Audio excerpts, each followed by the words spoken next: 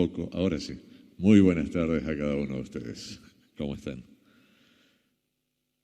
Para no hacer más tiempo, y yo voy a tratar de cuidar el tiempo, vamos a ir directo a Hebreos, capítulo 1. Esta mañana vimos 4 versículos 1 al 4, y hoy día queremos avanzar hasta el final del capítulo 2, y en 15 minutos. Sí, vamos a ver qué milagro se puede hacer. Fíjense ustedes cómo termina el versículo 4. Estamos ya en el mismo libro, por lo tanto yo les recomiendo que lean la epístola a los Hebreos todos los días para ir avanzando en este punto. ¿Cómo terminaba el versículo 4 del capítulo 1? Hace una afirmación, una declaración, y esa declaración es tanto más excelente, tanto superior a los ángeles, porque tiene un nombre más excelente. Y ahora vamos a ver cuál es ese mejor nombre. Y esta sección que vamos a estudiar desde el versículo 5 hasta el capítulo 2 completo, el versículo 18, la podemos dividir en 3 secciones, y está claramente dividida allí en el libro, en la epístola, en 3 secciones. Y la primera sección es Jesús superior a los ángeles. Luego aparece una sección cortita de 4 versículos que nos menciona un consejo práctico. Y hay una palabra que siempre comienza esas secciones. Por tanto, no es una palabra, una expresión. Por tanto, o por lo tanto, dicen otras traducciones. Por lo tanto. Y hay solo 6 de esas por lo tanto en todo el libro. Y cada vez que dice eso, afírmense bien, porque viene lo que nosotros tenemos que hacer. En vista de lo que declaro, ustedes tienen que hacer esto. Y no dice ustedes, nosotros tenemos que hacer lo siguiente. Y luego pasa a una tercera sección donde parece contradictorio. La primera decía Jesús superior a los ángeles, luego consejos para la vida del cristiano, y cierra con Jesús inferior a los ángeles. Y uno podría decir, bueno, ponte de acuerdo, ¿es superior o es inferior? Lo vamos a ver. Vamos a verlo, vamos a hablar enseguida rápidamente, pero primero vamos a despejar un problema. ¿Por qué el autor dedica tanto tiempo y parte toda la argumentación de la epístola de los Hebreos, la parte usando una comparación entre Jesús y los ángeles? Fíjense que no compara a Jesús con sacerdotes, no compara a Jesús con reyes, no compara a Jesús con otros personajes que podrían tener ascendiente sobre el pueblo de Israel, sino que lo compara con los ángeles. Desde el primer versículo del capítulo 1 habla que es semejante a Dios. Aquí no hay un problema con Dios, hay un problema de si este Jesús, el que vino, el que murió, vale la pena. Y este Jesús, él lo declara enseguida como igual a Dios, de la misma naturaleza, exacto resplandor, expresiones fantásticas que usa allí. Pero ahora entra los ángeles por un problema. Porque los ángeles habían ganado en la mente de los israelitas del siglo I, cuando Jesús llegó acá a la tierra, un lugar preponderante e incluso se aproximaba a la veneración y en algunos casos adoración. Veamos solo algunos ejemplos. Los ángeles, de paso, son mencionados en el Antiguo Testamento. Los ángeles aparecen en distintas ocasiones, aparecen como mensajeros permanentemente. Pero en el Nuevo Testamento a veces pasamos por alto algunos pequeños detalles. Fíjense en el paralítico de Betesda. ¿Qué dice Juan allí? ¿Se acuerdan de la historia del paralítico de Betesda? Estaba al lado de la fuente. ¿Y por qué estaba al lado de la fuente? Porque venía un ángel y agitaba el agua. Dice Juan que ellos creían que, o dice porque venía un ángel. Dice porque venía un ángel. simple y llanamente. Y la gente creía que los ángeles hacían cosas buenas. Colosenses 2:18, Pablo dice que algunos adoran a los ángeles. Y él está en contra de esa adoración de los ángeles. Pero fíjense cuán metido está esto, que casi 70 años después de la muerte y resurrección de Jesús, en la isla de Patmos, al cierre del libro de Apocalipsis, cuando está viendo su última visión, ¿qué pasó con Juan? Juan capítulo 20, Apocalipsis 22, 8 y 9. ¿Qué intenta Juan hacer? Adorar un ángel. ¿Por qué lo intenta adorar?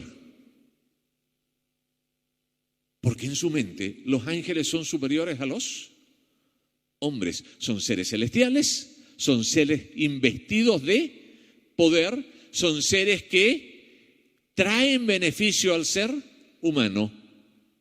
Por lo tanto, él siente la necesidad también de adorar. Discípulo de Jesús, gran maestro de la iglesia cristiana, viendo las visiones tiene eso y el ángel tiene que volver a corregirlo. Ahora, yo no sé qué haría si se me presenta un ángel. Yo creo que también me tiro al suelo. Así de simple. Y soy nada al lado de Juan. No es para criticar, solo para entender cuál es la visión de los cristianos y por qué el autor comienza esa comparación entre Jesús y los ángeles.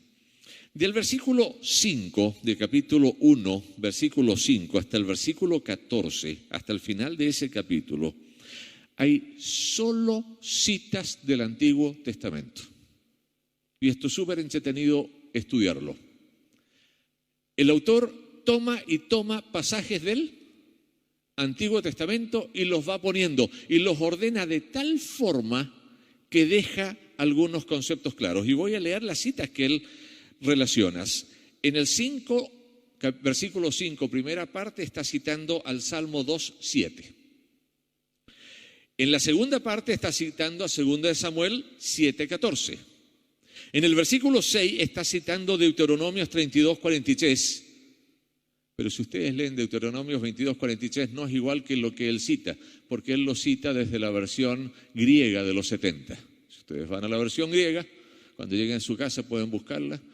Están en la web, así que se puede buscar, es fácil leerla, es entretenida. Van a encontrar que él lo cita, pero hay una cita de citas, Salmo 97:7. Salmo 97:7 cita Deuteronomio y allí menciona, interesante en Salmos 97:7, usa el término dioses para referirse a los ángeles. En el versículo 7 está citando el Salmo 104:4.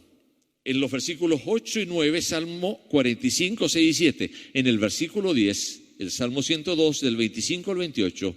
Y en el versículo 13, el Salmo 110:1. Todos esos salmos. Si alguien quiere la lista, yo se la doy después, para que ustedes puedan hacer la comparación. Ahora, en cada una de estas situaciones, la comparación entre Jesús y los ángeles, y todas citas del Antiguo Testamento, es decir, nada nuevo de parte de él. Él dice, esto ya está claro en el Antiguo Testamento. En cada una de ellas, Jesús es superior a los ángeles. Y hay algunas otras cosas que tenemos que tomar en cuenta. Varias de estas citas, especialmente los Salmos, cuando ustedes los leen, van a encontrar que hablan del rey. Pero él la aplica a Jesús. ¿Por qué? Porque los cristianos aplicaron el concepto de rey a Jesús. No es que es del linaje de David y se va a sentar en el trono de David y va a gobernar con el cetro de David. ¿Se acuerdan lo que vio Juan en Apocalipsis capítulo 5? Cuando está llorando porque nadie puede abrir el libro, le dice, no te preocupes porque aquí está el león de la tribu de Judá. Él va a poder abrir el libro. Entonces viene la pregunta, ¿qué debemos entonces nosotros hacer con estos versículos? aplicarlos a Jesús. Dios llamó a Jesús, al Mesías, su Hijo. ¿Se acuerdan qué pasó en el bautismo? Cuando Jesús está saliendo del Jordán, vino una paloma y se escuchó una voz desde el cielo que decía, y está la Trinidad junta allí, está el Hijo, el Espíritu Santo y el Padre a través de la voz audible: este es mi Hijo amado, en Él tengo contentamiento, con Él estoy de acuerdo, con Él estoy ¿cómo podríamos decir? En unión de pensamiento. Está completa ahí. Cerremos. ¿Qué son los ángeles entonces, según el primer capítulo de Hebreo? Ministros de fuego, espíritus, versículo 7. Vamos a leer el versículo 7. Ciertamente de los ángeles dice, el que hace a sus ángeles espíritus. ¿Significa que son intangibles, que no se los puede percibir? No, simplemente se está haciendo la separación con un ser humano. El ángel no es un ser humano. Y luego, y a sus ministros llamas de fuego. Yo leo esto y mi mente se va a Daniel 7, donde dice que llamas de fuego rodean el trono del anciano de días. A Isaías 6, donde dice que el trono se mueve entre ruedas de fuego. Les llama ministros de fuego. ¿Cuál es la última línea para los ángeles? Verso 14. Esa es la conclusión. Estos son los ángeles. ¿No son todos espíritus ministradores enviados para servicio a favor de los que serán herederos de la salvación? ¿Para qué están los ángeles? Primero, ¿qué son? Ministros. ¿Y quién es un ministro? El que sirve. Por eso a los pastores nos llaman ministros. A veces no servimos mucho, pero tratamos. Pero el ministro está para servir. ¿Y a quién sirve el ángel? A los que serán herederos de salvación. ¿Los ángeles les sirven a ustedes? Amén. Solo 2 dijeron amén. ¿Los ministran los ángeles a ustedes? Si los ministran es porque ustedes son herederos de salvación. El versículo anterior, el versículo 13, es la última declaración sobre Jesús. ¿Y qué dice de Jesús? Pues, ¿a cuál de los ángeles dijo Dios jamás, siéntate a mi diestra hasta que ponga a tus enemigos por estrado de tus pies? A ninguno. ¿A quién está diciendo eso? A Jesús. ¿Quién es Jesús entonces? Uno que es igual a Dios y que tiene autoridad. Se sienta a la diestra. Deja claro, primer punto que deja claro el autor de Hebreos: Jesús es superior a los ángeles. Por lo tanto, si tú estás feliz porque los ángeles te atienden, ten cuidado de no descuidar lo que Jesús dijo, porque Jesús es superior a lo que los ángeles pudieron haber dicho. Consejo práctico, capítulo 2, versos 1 al 4. Y comienza con ese famoso por tanto. Los 6 consejos prácticos de Hebreos. ¿Qué debo hacer yo? ¿Y cómo comienza? Por tanto, es necesario que con más diligencia atendamos a las cosas que hemos oído, no sea que nos deslicemos. Suena un concepto de deriva. Es una palabra náutica la que usa allí el autor, de cuando el barco pierde el rumbo y comienza a avanzar y sigue avanzando, pero no en la dirección que le corresponde. Si ustedes se desvían 1 grado, solo 1 grado en el mar, ¿llegan a dónde van? Mientras más largo el viaje, más lejos van a llegar, porque van a comenzar a deslizarse, a derivar, a desviarse de lo que corresponde. Fíjense, él menciona que los mensajes que Dios mandó por los ángeles fueron firmes, es decir, fueron ciertos y verdaderos. Versículo 2. Y toda transgresión y desobediencia recibió justa retribución. Tomemos el caso del monte Sinaí. Fíjense que él está hablando de lo que la gente conoce. ¿Quién dio el mensaje en el monte Sinaí? Y aunque a ustedes les parezca raro, nosotros lo primero que pensamos es Dios y Moisés. Pero fíjense lo que dice en Hechos 7:53. Y aquí voy a pedir voluntario. ¿Quién quiere leer Hechos 7:53?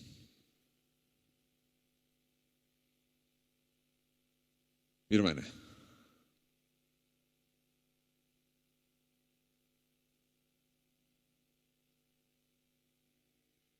Está hablando Esteban. Está delante de el Sanedrín. ¿Y qué dice? ¿Por quién recibimos la ley? Por ángeles. ¿Y qué hicimos? ¿Qué hicieron? No la guardaron. ¿Y qué pasaba con el que no guardaba la ley? ¿Qué pasó en el Sinaí con el que no obedeció? Murió. Pablo dice lo mismo en Gálatas 3:19, que provino a través de los ángeles, de los mensajeros, de los enviados. Con mucha mayor razón hay que guardar entonces la palabra de Jesús.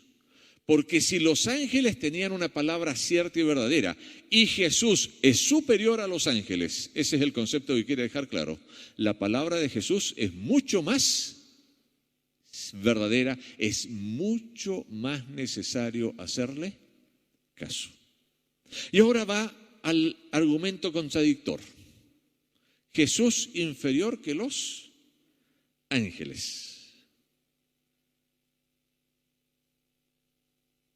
Parte con una pregunta y cita Salmos capítulo 8, ahí en el versículo 6. ¿Qué es el hombre para que te acuerdes de él? ¿O el hijo del hombre para que lo visites? Ese salmo lo usamos mucho, especialmente cuando enterramos a nuestros muertos. Lo hiciste un poco menor que los ángeles, lo coronaste de gloria y de honra y le pusiste sobre las obras de tus manos. Es cierto, lo hiciste gobernador de la tierra. ¿Qué se le dijo a Adán? Señorearás sobre todo, cielo, mar, tierra, etc. Pero aunque era el Señor de la tierra, era inferior a los ángeles. Entonces ya tenemos una escala.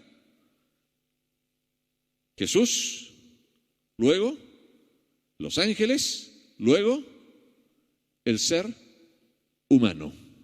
¿Estamos de acuerdo? Verso 9, ¿qué dice?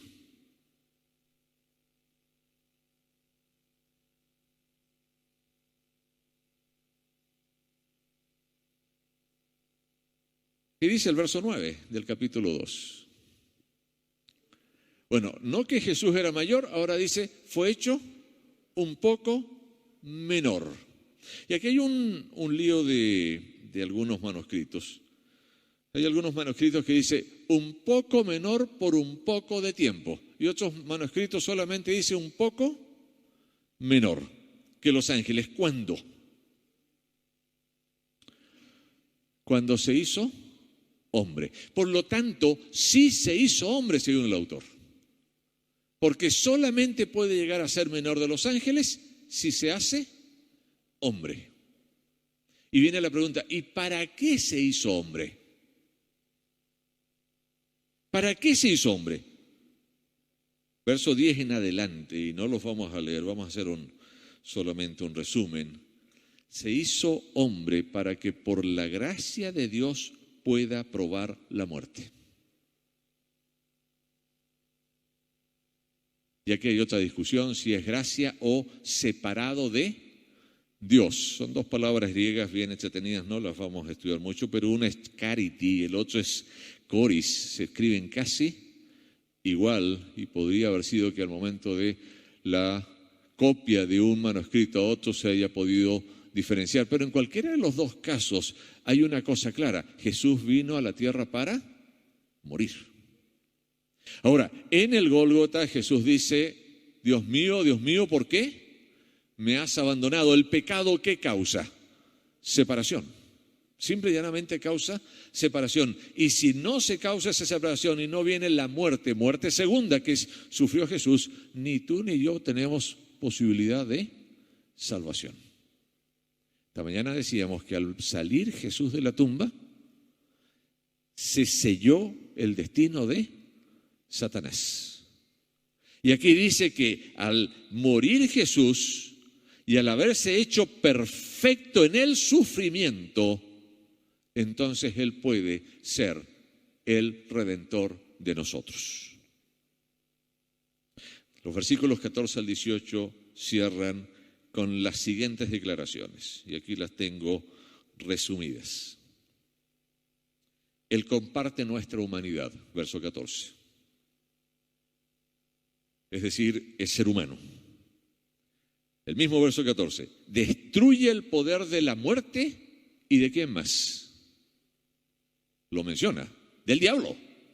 Lo destruyó, lo venció. ¿Lo va a destruir o lo destruyó? Lo destruyó.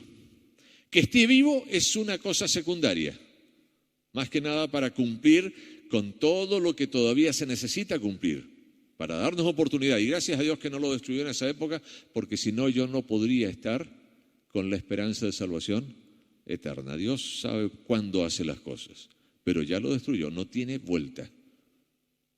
Y eso da el contexto, y vuelvo a repetir, y quizás lo voy a hacer en toda la semana, de la ira del dragón, ya no contra la mujer, ya no contra el cielo, porque ya perdió, sino contra el resto de la descendencia. Porque ya no puede hacer nada, ya no vuelve al cielo. Verso 15, Él nos libera de la esclavitud, del temor y ¿de qué más? Y de la muerte.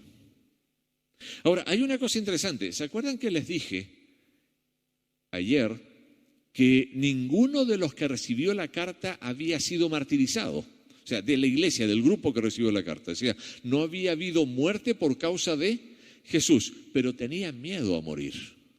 Porque en otros lugares sí había habido muerte.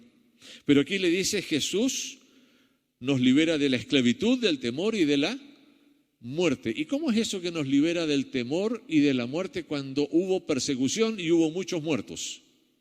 El autor no está hablando de la muerte de ahora, está hablando de la muerte eterna. Tampoco está hablando de que hay que tener miedo a la persecución, tampoco hay que buscarla. Pero dice, eso no es nada, ese no es el problema. Jesús mismo lo dijo: no temáis a los que hacen daño al cuerpo, sino a los que pueden matar el alma. Verso 16. Él, ¿quién es Él? Jesús, no los ángeles, vino a ayudarnos. ¿Los ángeles nos ayudan? Según esto no. ¿Por qué? Porque aquí el concepto ayuda, el verbo ayuda está en sentido de salvación. El ángel no me puede salvar. Ni el más poderoso de los ángeles puede salvar a nadie. Y todo lo que los ángeles hacen, lo hacen por orden del Hijo. ¿Quién envía al ángel? El Hijo. ¿Al servicio de quién están los ángeles? ¿Al servicio de quién está el Espíritu Santo? Dice, es necesario que me vaya para que les envíe el otro Consolador. ¿Y cuál es la ayuda? La única ayuda que nosotros necesitamos, que cubre todo lo demás, es salvación. Y la salvación no proviene de los ángeles. Verso 17. Él llegó a ser como nosotros en todo sentido. Está dejando claro quién es el Jesús del cual va a desarrollar después otras características a partir del capítulo 3. Cuando lo va a ir poniendo superior a, porque seguimos con lo superior toda la semana. porque el autor así lo está planteando. Verso 17 también, Él es nuestro maravilloso sumo sacerdote. ¿Y quién es un sacerdote? El que intercede, el que se pone entre el juez y el reo, el que se pone entre el pecador y el que le puede dar salvación. Y Él es nuestro sumo sacerdote. ¿Debo buscar al sumo sacerdote en Jerusalén? Le dice, no, búscalo en el cielo. Está sentando las bases para lo que va a desarrollar en el resto del libro. Mismo versículo 17, Él hizo un sacrificio de expiación por nuestros pecados. Es sacerdote, pero al mismo tiempo es la expiación. Inauguró el templo, ¿con qué sangre? Con su propia sangre. Cuando sube allí y llega al templo en el tiempo del Pentecostés, llega al santuario celestial, ¿qué sangre presenta? ¿La de un macho cabrío? ¿La de un cordero? ¿La de un becerro? No, la de Él. Él hace expiación por nuestros pecados. Y termina con el concepto, porque fue tentado en todo. Él puede ayudarnos cuando nosotros somos tentados. ¿Significa que cada tipo de error y tontera que nosotros hagamos, Él fue tentado? No, fue tentado en todos los aspectos que un ser humano puede ser tentado. Por lo tanto, nos entiende. ¿Quién entiende a alguien que está sufriendo? Quien bien lo entiende es otro que ha sufrido lo mismo. Cuando tú vas a ver a una familia que acaba de perder al hijo, tú puedes tener simpatía, yo puedo tener simpatía, pero el dolor profundo no lo voy a lograr entender. Pero llega otro hermano que también perdió un hijo y se sienta al lado y lo abraza. Ese sí entiende. ¿Por qué? Porque pasó por lo mismo. Ese es el concepto que nos quiere mostrar a nosotros. Yo entiendo porque yo estuve ahí. ¿Qué vamos a ver mañana? Jesús, un mejor descanso. Hebreos 3 y 4, hasta el versículo 13, el capítulo 4, para los que quieran leer algo. Y cerramos leyendo el versículo 17 y 18. Por lo cual debía ser en todo semejante a sus hermanos, para venir a ser misericordioso y fiel sumo sacerdote en lo que a Dios se refiere, para expiar los pecados del pueblo. Pues en cuanto él mismo padeció, siendo tentado, es poderoso para socorrer a los que son tentados. Que el Señor nos bendiga. Vamos a ponernos de pie y vamos a orar.